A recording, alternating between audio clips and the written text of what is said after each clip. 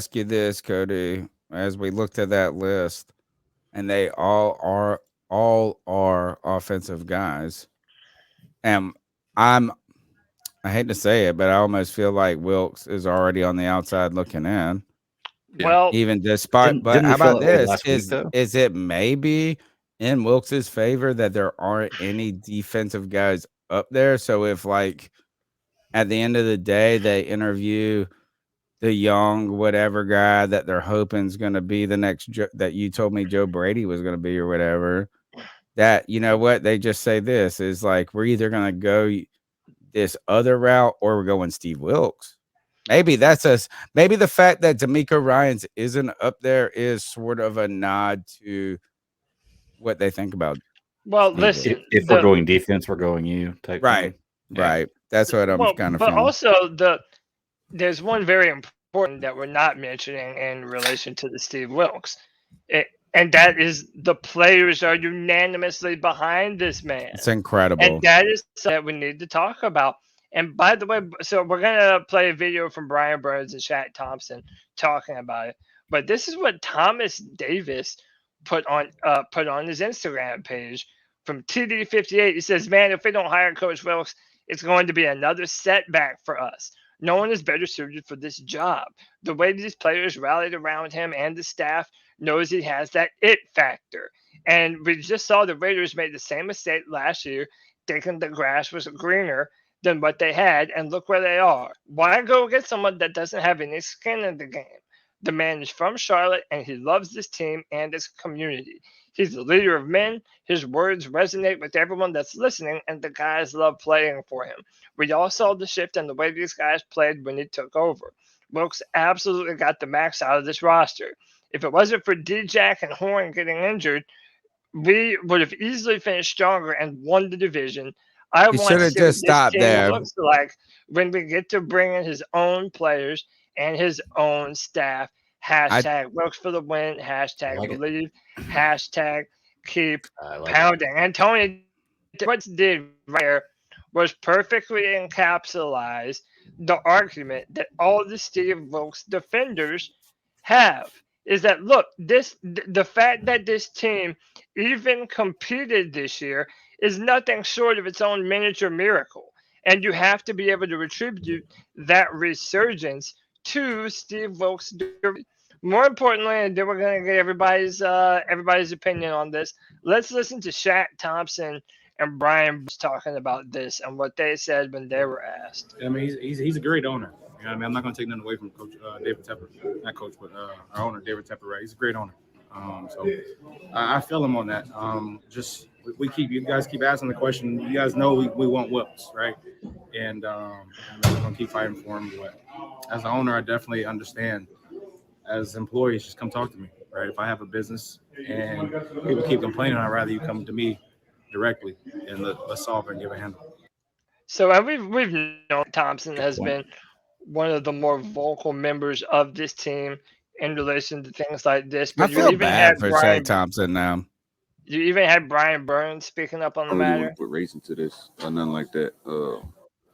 I think he deserves an opportunity because he's proven what he can do and how the players fight for him. But the whole race about the whole black head coach is what's understood doesn't need to be explained. So, um, yeah, I think he's qualified, and I think he's proven that in many ways.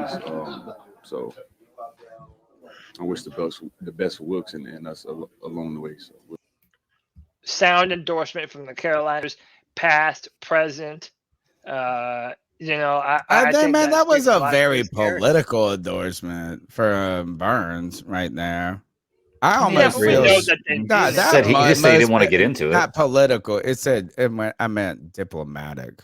That was a very Okay. diplomatic. It was like, you know what? And these same people said nice things about Rule. By the way, Shaq Thompson used to say that, and I feel bad for Shaq. I feel like Shaq is just a spokesperson. Like he's just like, all right, I gotta. He's the guy that everybody who speaks for the entire locker room. Yeah, for the Yeah. almost for the entire Carolina Panthers. Like he's moved, as we've switched for coaches and this and that. Shaq Thompson's been around longer than anybody. I mean, other than a couple of people. Um, Yep. He also, by the way, I for would just Jeremy wanted to say Fowler- about the. No, go ahead. No, Go ahead. good.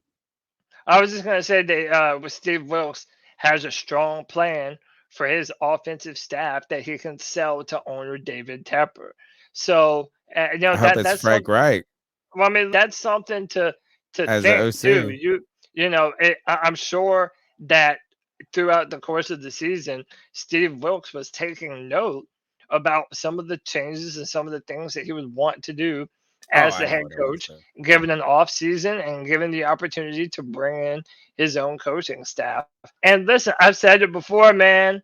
If we hired Steve Wilks, I'm happy. I'm happy for Sure, him. sure. I'm happy Hell for yeah. us.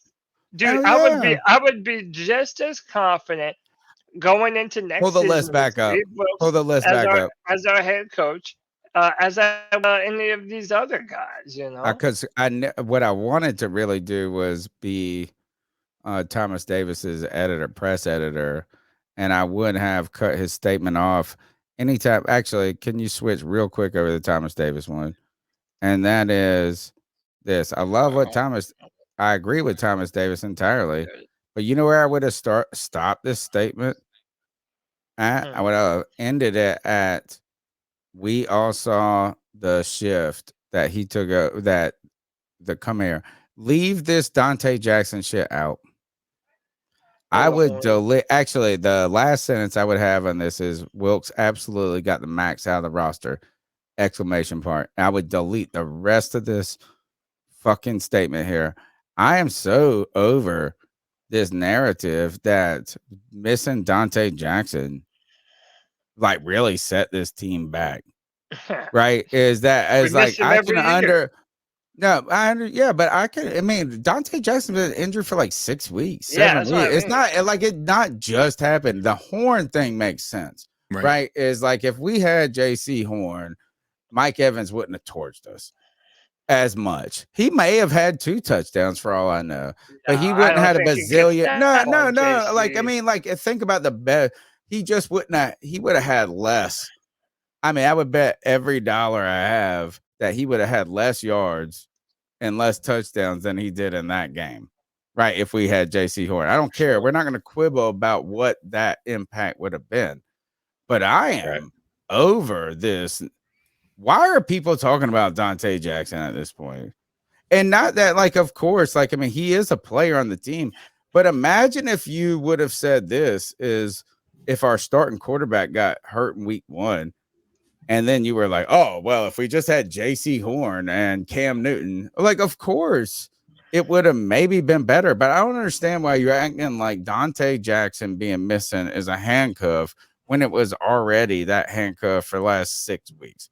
So I believe that Wilks has earned the job on the entire statement before that. Like, I almost feel like when you bring up Dante Jackson's name, it's an excuse building.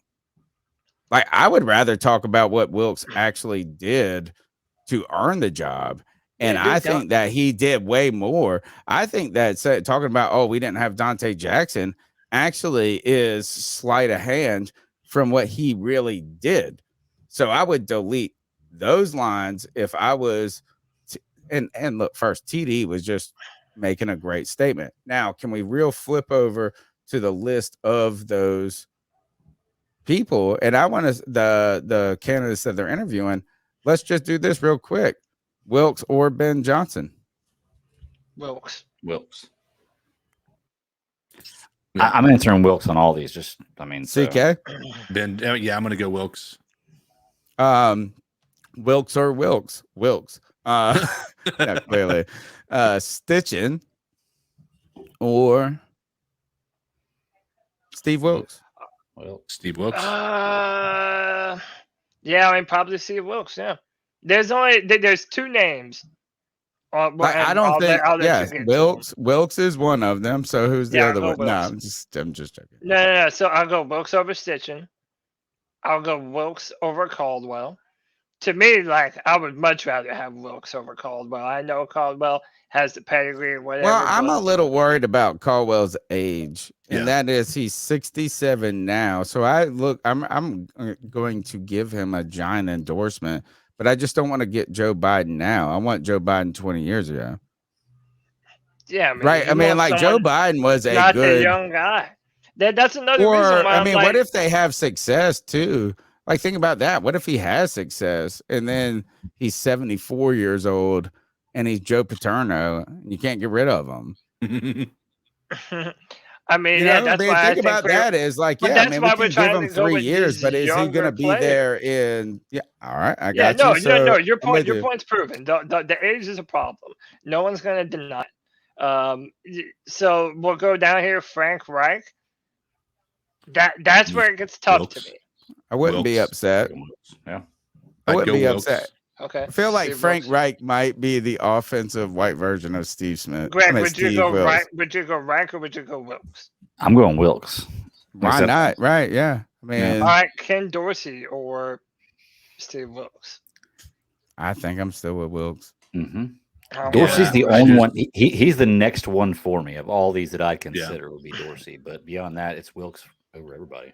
And by I the don't way, love any like, of his I names. also don't want to gloss over this tweet itself. According to betonline.ag, these are the odds for who has the best chance to become the next Panthers head coach. They have Ben Johnson at 5-1, Steve Wilks at 21-4, Shane So Steichen who has 11 the best odds? It's Ben Johnson. They're No, I putting the think Yeah. best Steve odds. Wilks. And They're- like where What did is one- where did Lynn go? So Oh. it was rumored that Ben Johnson was the guy that No, so- Steve one Wilks of- has the worst odds, right? yeah, but Ben Johnson, the person that was on David Tepper's lips at apparently one of these games, someone had asked him what what kind of coach is he looking for, and he said back to the guy, what do you think about Ben Johnson or something to that nature. So I think Ben Johnson is going to be a hot commodity going forward in all these coaching hires. I mean, he has a pedigree, and look what he was able to do with that Detroit Why? What has he Lions done? What offense is his this year. pedigree? What is his pedigree? Teach me a little bit about why. And anybody can teach me about this, but I mean that outside of the defensive, they were defensive terrible alliance, on they were defense horrendous. today. They Look were at awful. what Jared Goff has been able to do this year. Right. His numbers are worthy of comeback player of the year. To be quite honest. Oh, Like- yeah. I mean, he was in. You almost are starting to put the Lions in the category of winning the trade, kind of like Right. people are talking about Seattle in a sense, you know, Yeah. like winning with Russell. Goff has been arguably more productive than Stafford. The Rams, Arguably, he's been more productive Well, than Stafford well, this year this specifically. season. All right, but how long has this So- guy really done this though? So he's been a tight end coach before. He's been an assistant quarterback coach. He's been a wide receivers coach. So Where? he's done all the offensive stuff before. I'm just reading off a list. I mean, I'm gonna look he's- up Wikipedia. He's had 3 years experience as a tight end coach. The only thing is this is his first year as an offensive coordinator. See? But Oh, he's looking- another he's looking- question mark, man. Yeah, But I mean, look, that's a prime example of what Yeah. I mean when you're talking about Steve Wilks defensive about minded to head be a- coach and all that stuff. Because when you look at that situation right now, you have Dan Campbell, who is a defensive minded coach, who's about to lose his offensive coordinator, and the best part of his entire team has been his offense. The weakest part has been his defense. Right. So they're going to be reeling from that potentially if they can't find a replacement to do that. So that's why I think the idea of that's where I think the downside to Steve Wilks is going to be there. Totally. But these guys, the problem though is that while they are offensive minded, which we need that, but you also have to be the captain of a ship. Is like not only do you have to be, we need an offensive minded leader. And while we continue, like, is ultimately Andy Reid's the archetype, Right. for like what you really need. Think about this: is who's cooler than Sean McVay? Andy Reid. We could eat cheeseburgers with him. We can go to Hooters. We're gonna have a great time, and he's better than Sean McVay. right? You don't need just young. You also need someone who Talented. can.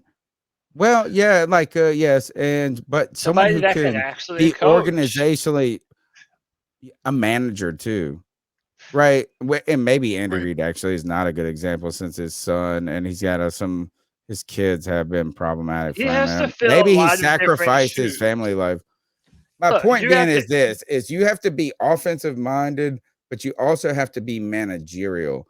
So like we can't just bring in someone who plays Madden real well. We also need someone who can recruit coaches, who can manage personalities, who can do all that, and then break down the game. And I don't know if just being 1 year of a competent offensive coordinator, not only look, do you know how much they have to learn overnight? They have to go from being a first year on the job, the up and coming coordinator, but now they also have to manage the team. The only person that I accept as taking this job and I will be happy about is, other than Steve Wilks, is going to be Jim Harbaugh. I'm kind of with you on that. I'm okay with Frank Reich and Caldwell. I'm not. They're all the same people. I feel like they're all just lateral moves. I agree with you. So I just go He's with won a those. Super Bowl as an offensive coordinator. But what has he done as a head coach? Who? Frank Reich. Did they ever go actually, to the he led playoffs with the no, Colts? yeah, they did with Luck Phil Rivers, and they were one and done in the playoffs. They've been good. Wasn't They've been Frank good. Reich No, on they the haven't. Philadelphia team that won the Super Bowl? Wasn't he part of that coaching Actually, So remember Caldwell, when they had Caldwell Carson, went to a Super Bowl with the Colts. but look, remember when they had Carson Wentz, the year before. Oh, that's where he won the Super Bowl. But they Yeah, narrowly Eagles, right? made it into the playoffs, but the Jacksonville Jaguars beat them in the last game of the season. That's when I Jonathan think Taylor Frank Reich had rushed was for over 1,000 that year, and they were like, feed Jonathan Taylor, and they just narrowly missed the playoffs. And then he was fired in the middle of the year this year. I think Frank Reich was the offensive coordinator for the Eagles when they under Peterson, where they won the Super Bowl, and then he led then the Colts were ultimately playoff bound for his tenure. And you can talk about how successful were they weren't, but you know what I'm saying? Like he's also been a head coach who had success in the league, more success than failure. And then he hasn't. No, I think his record is positive. No, yeah, I think it's positive. I mean, he got fired mid-season this reason for a reason. No, just this past year, but I think he's been a winning record for most of his years in Indy. No, so look it up. Look up his coaching record. I promise he's only got 3 years there, I think. His first year with Phil Rivers, and I think he was positive all three. Look it up. No, he lost. They lost. They didn't go to the Super Bowl. Okay. They didn't even make it to the playoffs last year. All right, but here I don't want to get over crazy with it, but what I'm saying is he's been to a Super Bowl and won a Super Bowl as a coordinator, and he's been a successful head coach. Then you look also to Caldwell. Caldwell was with the Colts when they went to a Super Bowl. He's been a successful head coach. My whole thing is both of these guys have been coordinators and found success, and they've been head coaches and found success. We're looking at 3 other people who have been coordinators who have just found success. Think about this. Kafka, right? Kind of success. What are you talking about? Who's the next guy? The Philly guy, right? But wait a minute, This is kind of success as a coordinator. Are you looking at? So this is the numbers that I looked at for. Promise you, Frank Reich was a positive head coach in Indy. From 2018 to 2022, he already won 40 and 1. That's so he literally had one more win than he did a loss, and then he had a tie. So he's basically been kind of 50-50, and again, didn't have the quarterback position. And think about this. What did you say his record was this year? So you could already say this year kind of skewed it to the negative. Right. So, I mean, if you subtracted this year, that would be a little more than 500 is what I'm talking about. And second, he got that tie this year. He got that tie this year. Game 1. Well, because this year, if you look at what the Colts did, it was, to me, Frank Wright had just worn his time out there, and now Irsay went on a bender, eating Oxycontin, and was like, "Man, I can't handle this no more." Anyway. I think there's some things with that GM too. I wouldn't only put it on Frank Wright. I do think his time had been worn out there and maybe wasn't the best fit. And I almost find him to be a little bit too boring to be the head coach. I think it would be an incredible OC under, guess who? Steve Wilks. And I almost feel like that should be the plan that Steve Wilks presented. My point being with Frank Wright is that he's had significant success in the NFL. Caldwell has had significant success in the NFL. They've both had more success than Steve Wilks. But yeah, and I don't think that those are upgrades. I think they're close to lateral moves. And while you have a rapport with your players and Steve Wilks, it seems not only just a safe pick, but the better pick to just stick with that. Now we go to the youngins, though, and the youngins represent, I almost think, too much risk. So listen, right now, this is why no. This is why me and you are oil and water, the yin and yang, the fire and ice. Because Tony, look, I understand what you're saying, and you're not wrong. It is the safer pick. But damn it, just because it's safe doesn't mean it's the right one. Like, you're trying to go to proven. But you know what? Just because some of these younger guys aren't proven, it doesn't mean that they can't do the job. And we're not going to know until they get the opportunity. Now, granted, wouldn't you love to be in a position where we do have a young, bright, offensive-minded head coach for the future that we knew that as a team we were going to be able to grow with in the coming decades? If you hire Dorsey, you're not, dude. You're imagining that guy is going to be your coach for the next 20 plus years if it works out. The same with Steichen, the same with Johnson, and the same with Kafka. So, I understand that it's not safe, but dude, sometimes you don't win big money placing safe bets. And frankly, I think that this Panthers organization has tried to go the safe route too much in regards to how they've built the team, right? And let's not draft a quarterback because it might be too much to develop them. Let's go get Teddy Bridgewater, or let's try and continue to develop Sam Darnold, hey, let's go try and get a Baker Mayfield. A lot of these moves have been safe, and I'm sorry, but safe is really not the kind of guy that David Tepper is. Go ahead, Greg. I saw you had your hand up.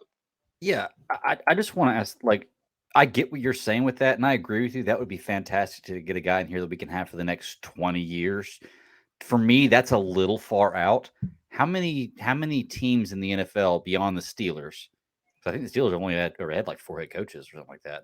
How many teams beyond them have coaches that have gone longer than 12 years as head coach?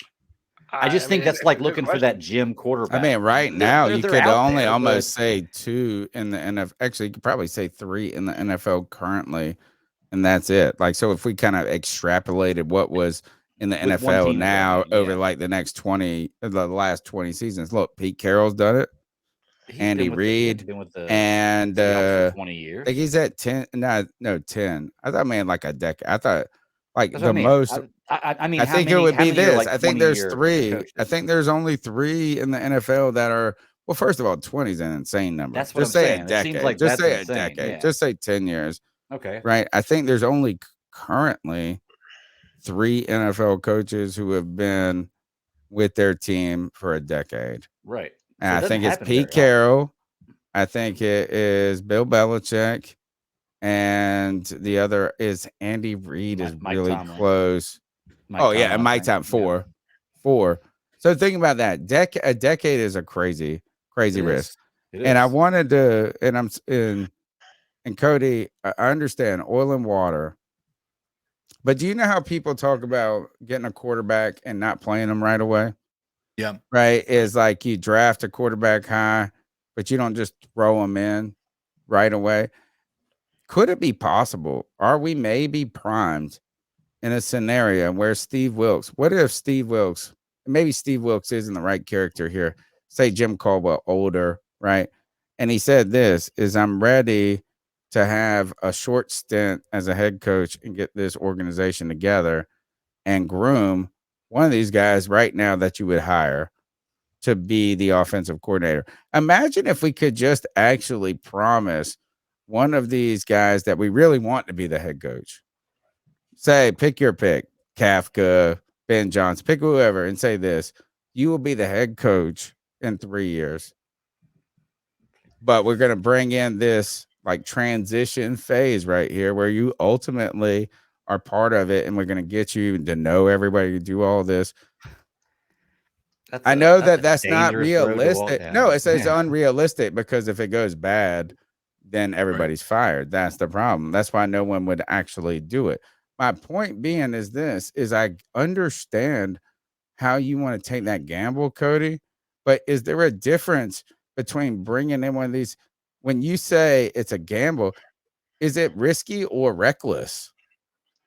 No, teams. I mean, like, it's like we have such a small. I know teams have done it. I didn't ask if it's people have won the lottery. People have won the lottery. I mean, that happens. Like, no, I mean, it's a fact on the earth. I disagree with you is just because everything that the Panthers do is safe. And Promise Panda. I'm not saying being safe. Is the line between this team has been conservative for too many years. Safer, Fox, Rivera. And, he thinks that Wilks is just another carbon copy. I'm not even talking about Wilks. But just, sometimes you have to swing big. And sometimes that big swing that you take is the same, like, the most. I thought Rule was the big swing. That's bro. what I'm saying. That was the big swing. I thought Rule was the big swing. And then Cody. trading your second round pick and picking up a 5th-year option for Sam Darnold, like that's a risk. I mean, you're talking about this. That has been risk after risk, really. Like, and that's why the college coach thing was he was a college coach and never had NFL experience. But isn't the risk? These guys haven't had experience, bro. They've had more NFL experience than Matt Rule ever did. Barely though. Barely. I mean, think about that. The thing is like, here's the part that, for instance, the Ken Dorsey idea, right?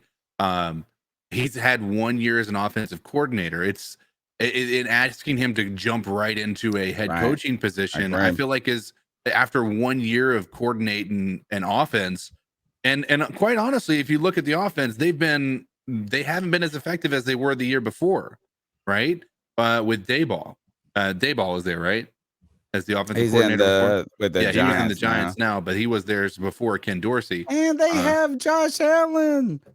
And Josh Allen hasn't been the same Josh Allen either. He was also injured a lot this year too. Sure, he had but that elbow injured for a little while. I'm not looking at the Giants offense and going, I want to fucking give that person the keys to Nobody the car. expected the Giants that their offense was going to be as good as it was this year. It wasn't even great though. You could have said the same.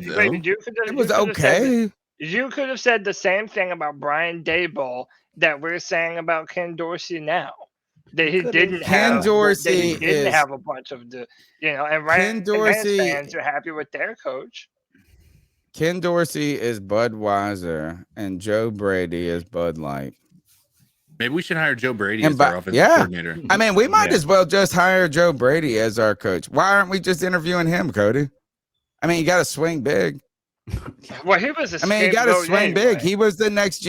He was the next young genius. He was a scapegoat for Matt Rule's incompetence, and I fucking stand. Fine, but then let's hire him as a head coach. You were ready then. 2 years. Do you remember? But now you're making your dumbass scapegoat arguments, dude. No. I'm just saying. You're not listening. The guy from and Ken Dorsey are going to be, whether you like it or not, the two hottest names amongst all NFL teams this year that are looking for a head coach. So, is it going to be a risk? It definitely is.